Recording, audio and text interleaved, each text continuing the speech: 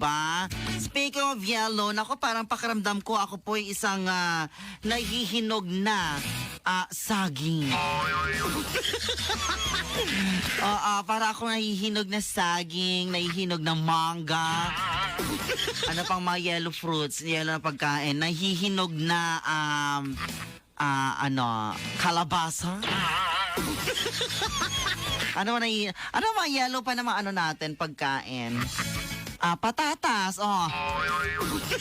Oy, ang patatas kapag binalatan at bagong niluto mo, parang yellow. Ay, nako. Ay, speaking of that, potatoes, banana, like that. Yeah. Nako mga kapangga, kagabi, I was browsing my Facebook, browsing internet. Nag-browse lang ako kasi humahanap ako ng mga gwapong picture.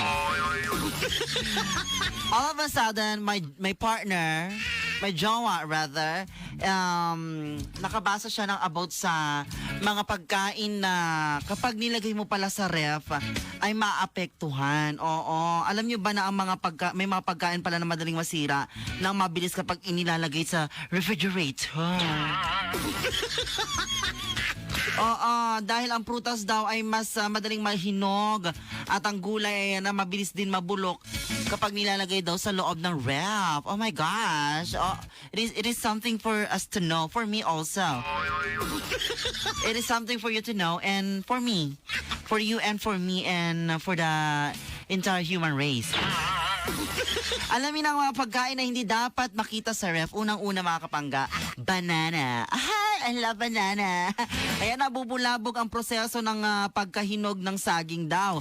Napapabilis din daw ang pagkabulok nito. Kaya pala sa labas lang dapat ang saging. Hindi dapat inilalagay sa loob.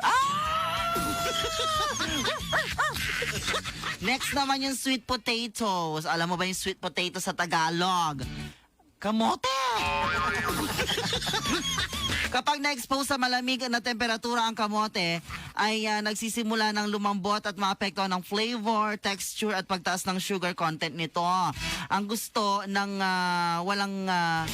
kung gusto ng walang lasang kamote na nagpapataba pa, ay ilagay mo ito sa ref. Okay, ayan, kung gusto mong walang lasa daw ang kamote at hindi ito nagpapataba kasi nga 'di ba ang sweet potatoes ay full of sugar and sugar makes you chubby. Like that. Kaya ganun pala ang sikreto ng mga nagji-gym,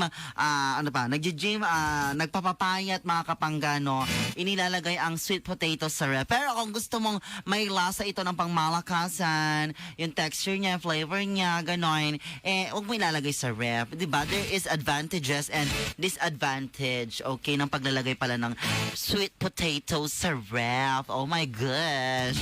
Next, tomatoes. Ayan, nawawala ang lasa ng kamatis din daw na mabilis magtubig kapag nasa loob ng fridge. Oh my gosh. Ay, kaya pala. Okay. Ang sikreto dyan, ang gawin mo na lang kapangga, takpan mo na lang ng, pwedeng takpan para hindi ipisin. Diba? Nako, may natutunan ka rin. Share tayo. Siya na mga kapangga, magbabalik tayo ha.